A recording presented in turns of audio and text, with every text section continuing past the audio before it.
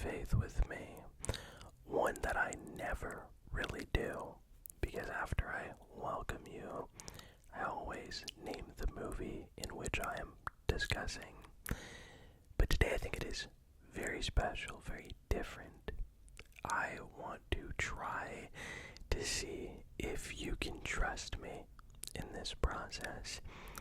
But more importantly, I think this sort of approach is beyond befitting of the movie in question for the text of the film itself, but also the way in which this movie has hit me and the steam train in which my emotions have been played with.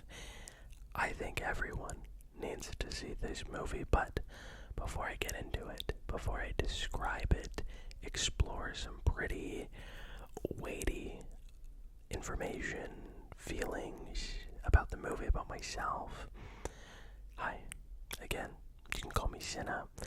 I like to think that I can be your go-to one-stop shop for movies, stories, movie-related facts, fact videos, horror stories, Reddit stories, unboxings, collection videos, movie haul videos. I try to keep myself diversified. I love it. So, if you haven't already, consider subscribing, hitting that notification bell, letting me know your inevitable thoughts on this wonderful movie. Follow my Letterboxd and TikToks if you have not already. I typically always log my thoughts on paper before I hit the record button on Letterboxd. I love it. It's very organized and cohesive. TikTok is a little different. I used to upload a lot more on there. I still recommend you follow me there. The app is not what it used to be, but we're still persevering, my friends. And now with all that out of the way, this movie, it's actually really funny. And by the way, I hope you had, if you do celebrate Thanksgiving, a great holiday season. And if not, I just hope you are doing well, my friends. It doesn't need to be a holiday to wish someone well, and you don't need to celebrate it in order for me to hope you're doing okay. But I will say, I originally was going to do a Zootopia 2 review after the disappointment that was Wicked for Good. I was looking for a big movie to be great, and I'm not going to deny that I think Zootopia is quite great. I was gearing up, I was excited, and life kind of does what life does, and things sort of happened, and I just was not in the mood to review that film. And so when it came to just needing, as I always do in moments of distress, a retreat in art, I saw that this movie was playing locally near me. I'm a big fan of the franchise. I went to go see it. And I don't know if you've ever experienced this before, but when you're watching something, and whether what's going on externally around you, or because of the movie itself striking a chord in you, you sort of disassociate, but you're still in the movie, you're still corresponding with the movie and being reactive, but you're not fully there in the theater, in the movie. You're in like this weird gray limbo. You know, this year has been, I would say, better than 2024, but it hasn't been easy. This is not for you to take pity on me, but to kind of set up the road that we're going to drive on in a second. I have really come to terms with a lot within myself, and this film in many ways personified that journey where I am a bit of reassurance, but also a bit of uncertainty and ambiguity within myself. And I like to think that I'm a risk taker, but sometimes ambiguity can be difficult. And I'm not gonna make this all about myself, I promise. This movie that you clicked on with a lot of questions, an unknown, that is the point of this video, for you to be wrapped into confusion and the clarity that I will give with it. Today, I think I'm ready to talk film in a franchise that you do not need to see the other two to really appreciate this. While I do recommend the first especially, and the second, this is an entire beast on its own. Because today, my friends, we are in fact talking about Rian Johnson's third Knives Out mystery, Wake Up Dead Man. So in order to really dive into what this movie means to me, what is Wake Up Dead Man even about? Well, you center the film on Father Judd, played by Josh O'Connor, a man who's on sort of thin ice in his congregation because of a past and some emotional tendencies. But their answer to this is sending him to a very small town with a very small church and a small grouping of people involved. There you have Monsignor Wicks, played by Josh Brolin, a person that Father Judd realizes is a bit temperamental, hot-headed, and pushes his own ideas as guised as faith-based practices that he doesn't agree with. But all of that comes to a screeching halt when a sudden murder, or at first death, sprawls, leaving this small grouping of community at odds with one another, trying to figure out who did it, and even a potential framing. So the keen, cunning detective Benoit Blanc intervenes to solve his most difficult case, to figure out what had happened yet. I love me a good murder mystery. As someone who would hopefully one day at some point be a part of the film industry and finds the film as a medium to be the closest way that I can speak when I don't have the words to muster, the thoughts to comprehend, or the ideas to filter, art always finds a way to just connect with me. And I think everything in life is predetermined, and so when you watch a specific movie, it is exactly meant to happen when you do, as you do it, in the way in which you do it. And I think it is the most magical gift that the world has ever provided us. And when it comes to Rian Johnson as a filmmaker, I have found over the years that his very quaint filmmaking, and especially new pivot into murder mystery territory, has been such a great avenue to release, for comfort, for safety. And I forgot who said it, but with Steven Soderbergh, actually I have him right here, this wasn't even scripted, his Oceans trilogy, again another brilliant trilogy. Someone brought up the fact that Soderbergh loves to do heist films, and he kind of referenced the fact that the art of assembling a crew for a job felt very reminiscent of that of making a movie. You get a bunch of different people with a different grouping of specialties and strong suits, all for the common goal of pursuing the heist. Now, when it comes to murder mysteries, for me there feels like a similarity there, a connective tissue. There is the grouping of people who are all suspects. There's the detective trying to solve the mystery itself, and the twists and turns that ensue. And when you do it right, no one, I think, does a murder mystery who doesn't have a love for the subgenre, who doesn't have an affinity for mystery and suspense. So I don't think people go into making murder mysteries because they're not good at it. A lot of times, sometimes they don't work. But I love artists who make murder mysteries, and Rian Johnson is to that extent no exception.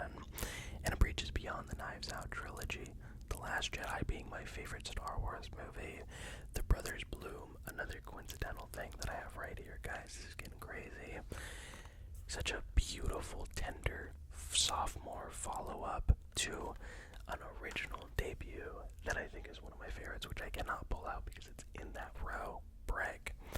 The guy's got the juice. That's my point. And with the Knives Out trilogy specifically, the first one holds such a high regard in my heart. I saw that film in theaters. It came out like 5 or 6 months before the pandemic, before the official lockdown. I was able a theater that I've grown up with, and this was before I had moved, before the lockdown. And so maybe it's also because Glass Onion is so heavily centered around literal pandemic era time. But I've always seen the first Knife Out as a cozy escape into a time that no longer is.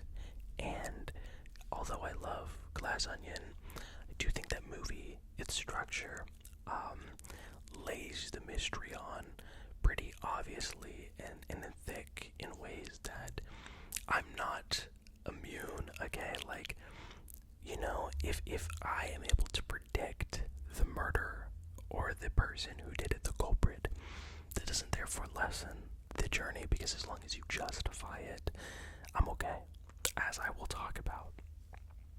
That movie sort of lays it in a way that kind of leaves it a bit more obvious, and I think it loses between the first and this one some of that emotionality, that connection, like Martha as Ana de Armas plays, or in the scene in the first one where you find out what just happened to the person who the central murder mystery is around, being one of my favorite scenes of suspense and emotion combined.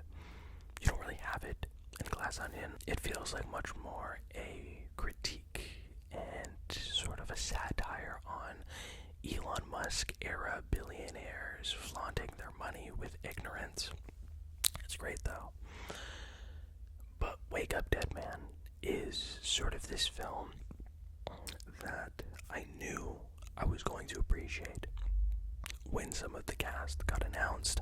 Josh O'Connor being one of my favorite younger talents in the industry. Josh Brolin, the Joshes, man, great stuff. But when I knew that it was going to be set in sort of faith-adjacent terms, or a spiritual sphere that I have a very, very personal history with, and this is where I think I kind of have to lead, even though I've been talking for, I would assume, like 10 minutes about this, because I can't without discussing this movie. I have been raised Catholic. My father and my stepmother raised me. I didn't get baptized when I was born. I was baptized at like 11 or 12. And for a long, long time, I was Catholic. It was something that there was no alternative. And if there was, you were blind, you were driven down a road of sin, you had lost your way, and you just had to go back. And so, for years in my early childhood to young teen years, I was raised Catholic. And so, I had to go to a Catholic school, and that was when I started to really sort of understand that a lot of what I thought was anger because of parental issues, a biological mother who I don't even know, I haven't spoken to her in over 10 years. That is 10 cans of worms that are not really imperative to this story. The only thing being that I thought my frustration, my dissatisfaction, my questioning was all rooted there. And it wasn't until I went to a school that really limited artistic integrity and diversity and inclusion and representation that I didn't even realize was something that I wanted. And I started to build this level of anguish within myself. And then the pandemic happened. And I think also that kind of ties into my feelings about Knives Out, because March 2020, it wasn't like the 3-ish, because I was like 2 years, because I was a junior at that, no, sophomore, going to be a junior. Yeah, sorry. Sometimes it's a bit spotty for me. And even through my late middle school years, every day was a masquerade show. I would try to assess what every individual person liked about me, and I would expound that. I would become that. And by the time I would get home, I would sometimes even forget, like, what did I do those days. And I just thought that was life. But when I had no one to adapt to, and admittedly I wasn't the best person, I was at square one. And so I learned that the fire inside me was, in fact, internal suppression of who I am. And every year, every one of these 5 years since then has been more of a keen understanding that I'm not this straight, conservative, Catholic boy. In fact, I am queer. I am someone who loves so many people, who views gender in a very different way, who loves to be surrounded with people who are of minds that are not my own, of people who speak differently than I do, who have a worldview that is of love.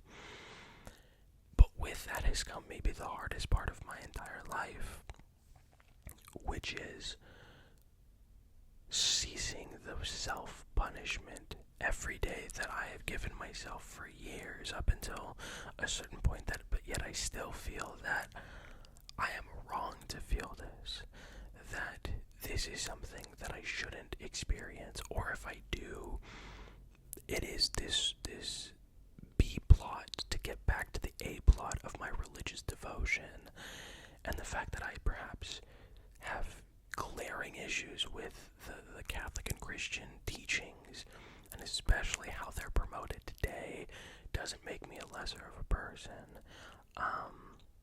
I have no idea what comes after all this, right? But like, I still live with my family. I love them. They provide me shelter.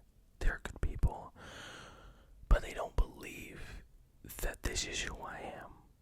They do believe that if I continue down this path, that I will not be granted salvation in an eternal love and embracing of who I am in the promised land.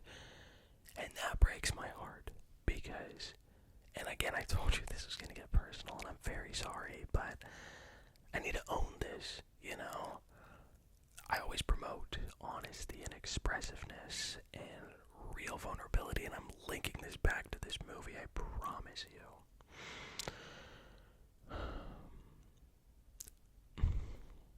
When I was 9, I remember this like it was yesterday. I was thinking about heaven. This was around the time that my parents were like, I think you should get baptized, and that'll lead into your confirmation. So my sphere of living was nothing but religion.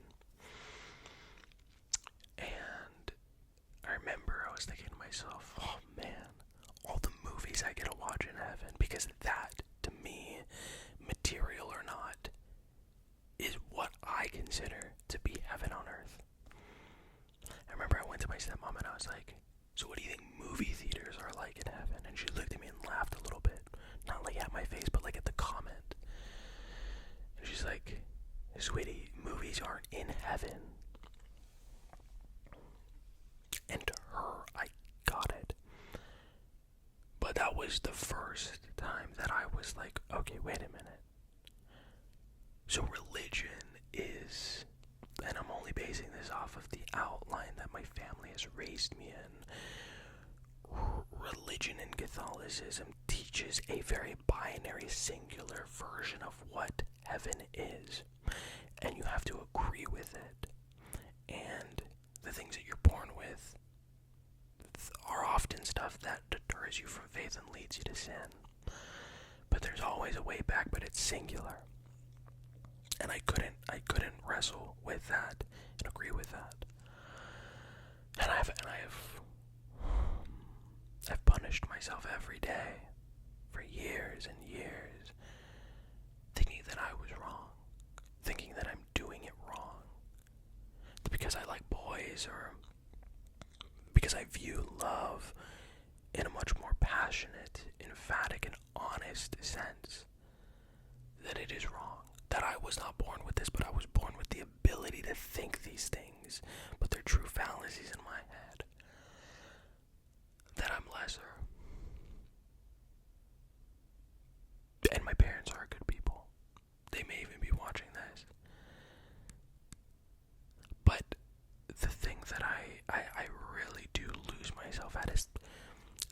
concept of, and if you comment, again, constructively, I understand. But if you're one of those Bible thumpers or people that are like, oh, you just need to pray on it, your comment will be deleted. Peace and love. But the idea that you want to give birth and life to someone that you can call your own, you can love with a very conditional pretense that you are faith-based, you believe in this, but if they stray and they live that life with a straight lens, they are not allowed refuge in salvation in heaven, is the most heartbreaking thing, because I think about them and they truly believe that if I lead with this in my life, I'm not going to be with them in eternity. And that is like, I wrestle with it a lot.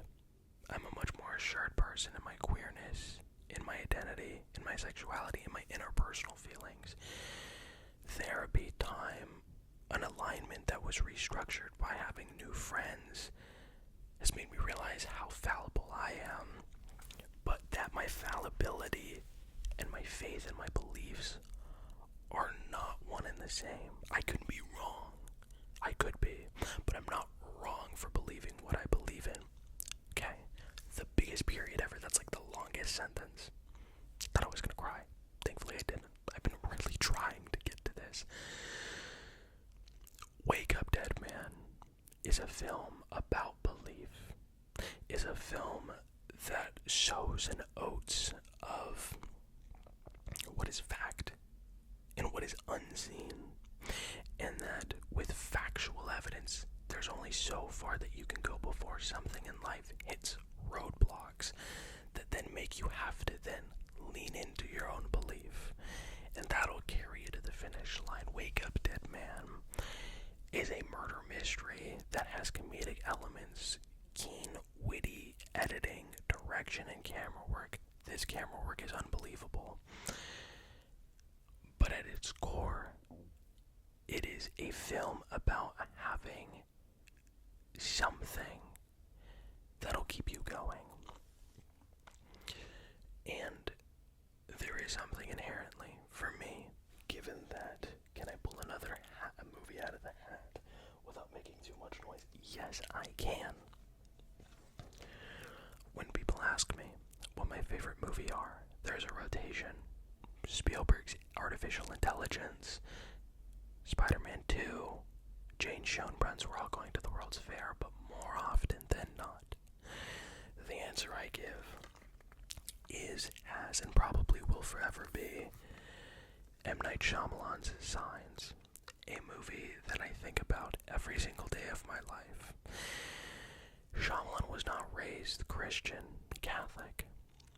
In fact, he deconstructed from his faith and found something new along the way. But this film examines faith with no critical lens, but a lens riddled with human touch, doubt, distance, straying, questioning, all things that I've gone through.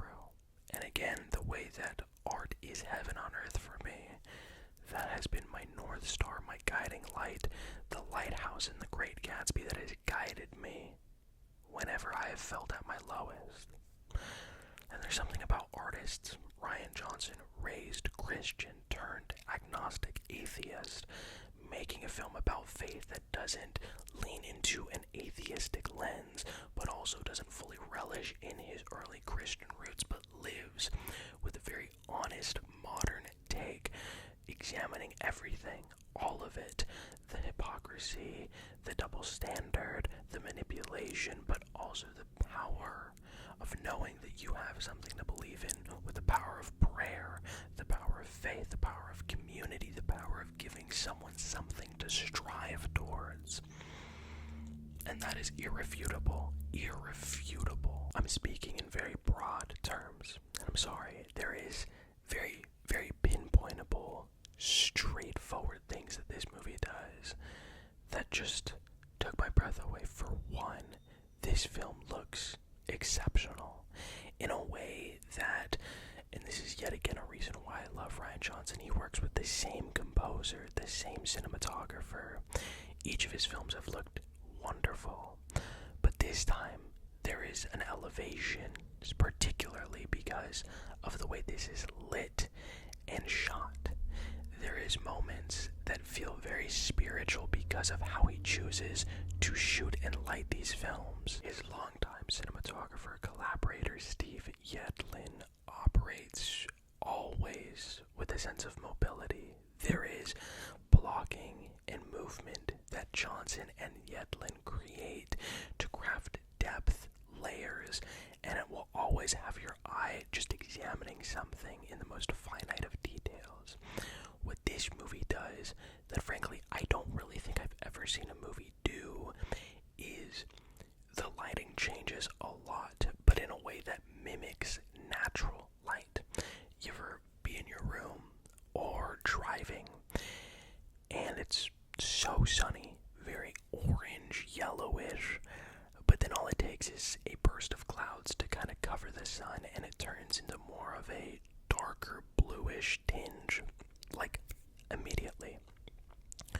This film does it in ways that I was like, oh, that's incredible, and it's like a true flex, and it keeps you engaged by having different ways of lighting, but then you realize that there's a lot more of a spiritual undertone, and when you combine the dialogue that is being had, most notably an interaction between Benoit Blanc and someone else in a church, different faith, belief systems, ideologies, the double standard and hypocrisy of it all. Maybe my favorite written thing of the entire year. A change of light happens, and soon you realize it is far more intrinsic to the emotional state of what these people are saying or who is saying it. Amazing. Amazing. The way that this movie lights and constructs close-ups of people's faces gave me goosebumps. And it takes someone who is so in love with the art of filmmaking, but also the understanding of these little garnishes that will make an audience really connect. The technical elements are amazing. The performances are some of my favorite of the year. Josh O'Connor, again, I first discovered him with Challengers, the Guadagnino film last year, and since then I've only seen a few things he's been in. But he has a vulnerability to himself, a direct link from his eyes to his heart as a performer. There's a movie that he came out with last year as well, La Chimera, that floored me in the ways in which he was able to connect to me through his eyes. And here he has a very tall role to fill, because he is your vessel to understanding all of the people in this church, the inner workings of the Monsignor and all that he goes through, but also working with Benoit Blanc as the story evolves. And then he's in a very different position, which I will not spoil. But you are there for the entire ride. There is just an earnestness and a palpable love that he has, which he has to have as a performer, because his character is someone who does believe that faith is there at the end of the day, that despite every person around him getting on him, judging him, belittling him, he does wish the best for them. And his performance reduces me to just tears.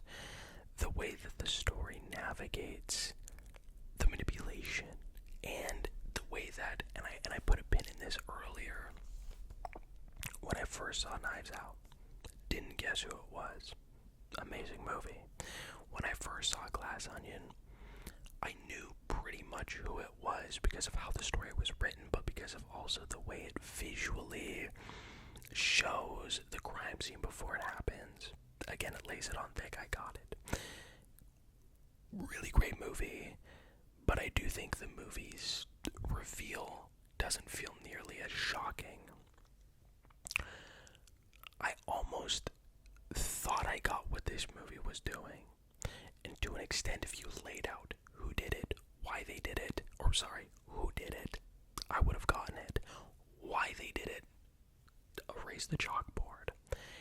And it's, for me, the way that Johnson is far more concerned about the why behind who did it and not the who behind the who done it, because there is always a deeper reason for every one of these people. Again, it plays things in a lot more of a knives out, more than a glass onion perspective, where Benoit Blanc isn't always involved from the get-go, but comes in as a detective.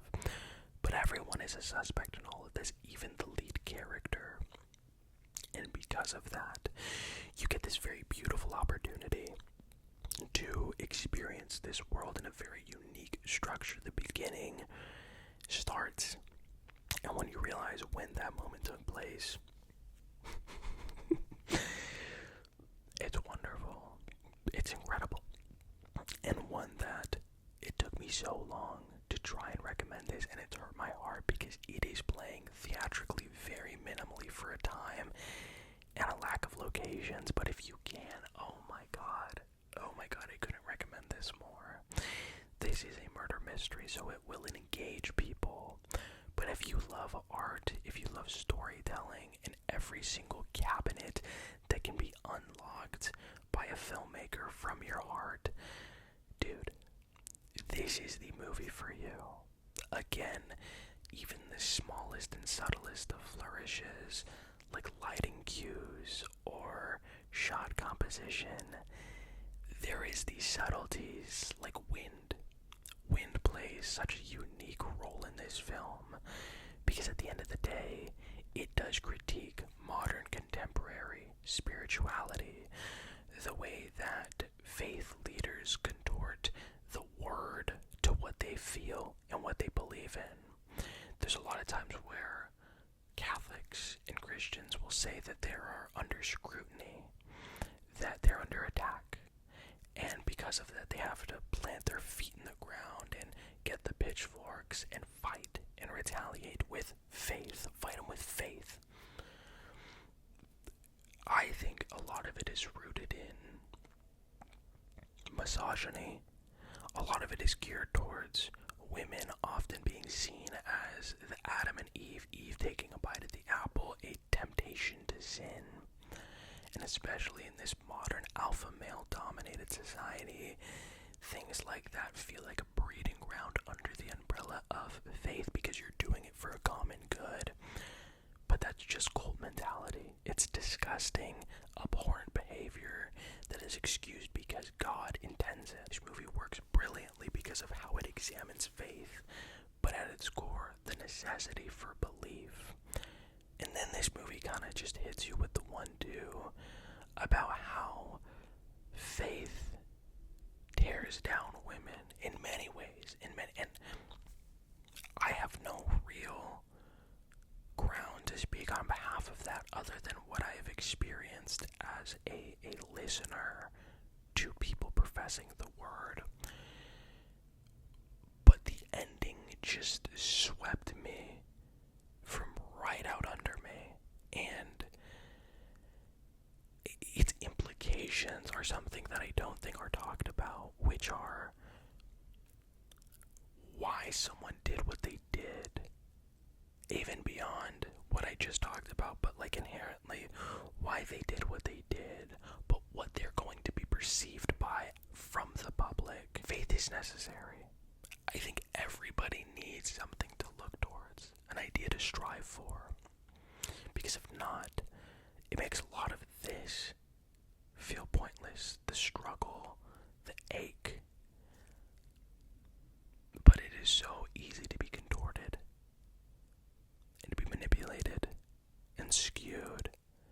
And a movie like this touched me in a way that I don't think I've felt since watching Signs, which is Signs, the elevator pitch. It's an alien invasion movie. Wake Up Dead Man. It's a whodunit. You open the doors and you realize it is asking a lot of you, especially if you've grown up in faith, even if you're still in the faith system. And a movie like this, which is made by someone who isn't like a pastor or isn't a faith leader themselves, turn to art to spread their propaganda. I'm looking at you, Angel Studios. I'm looking at whatever funky ass company made like the God's Not Real 1 through 10. They're propaganda machines, like so much of them are. And I guess you could say everything in life is propaganda if you look at it in a certain way. But there is something about the integrity of what Rian Johnson does that withholds itself in the entirety of its runtime. So, this movie killed me. This movie killed me so much, and I'm sorry if a majority of this was kind of me talking about my lived experience, but I needed to lay that groundwork to tee up this film and its mystery, the performances, the shot composition, the lighting. Oh my god.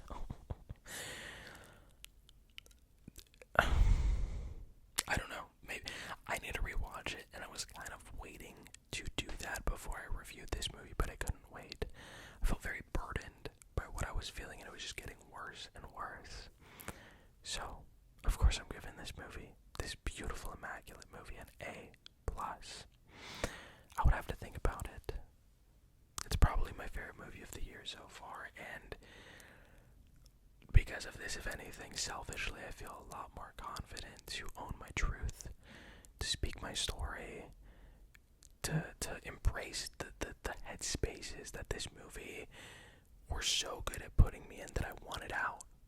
And so at first I was like, I don't think I can even talk about this movie, because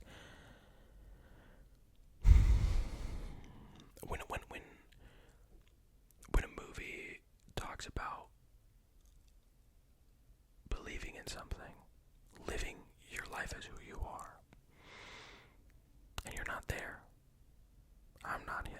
I'm not there to where I can jump out of bed, go to the people that live in this house and say, this is who I am. Because that puts the stability of living in a home with people I do love at jeopardy. And that scares me. I do live life in fear, but I live it with love. I live it with communion, with a communal experience with you guys. And although I am sick and tired of thinking I'm wrong for being queer, thinking I'm wrong for having this dysphoria within my own skin, I'm not wrong for existing and feeling those things. And it took a long time to get to there. No. I'm not crying. I'll cry off camera. I love you guys so much, more than you can even fathom. I said in a couple videos, making videos keeps me present, but doing it because I know people watch it, but also that I can hear your stories. It's what makes my pillow a little extra cold and a little extra soft. It's what makes the cereal that I eat just that much better, the tea I drink that much warmer. Oh, I love you guys. Watch this damn movie, please. Please. I love you all so much. FNAF 2 comes out this weekend. I'm so excited. I love you all very much. Thank you. Thank you. Thank you. I will see each